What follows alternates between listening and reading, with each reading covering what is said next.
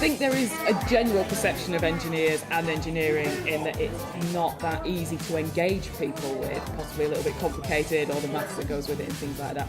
For a start, I thought it was just like boring, but now I know that there's like different types of engineers and they do like different things. It's more exciting. I love making things and I love it when they work. Sort of opened my eyes to the fact that there's a lot within engineering. I think previously I thought it was more of a narrower field, and that's completely wrong. Today just inspired me to think about it more. It's made me really get into engineering so much. I like learning about things and enjoying it and having fun. I think there's a lot of opportunities out there for people that would like to study an engineering degree, so I definitely encourage my boys to do it.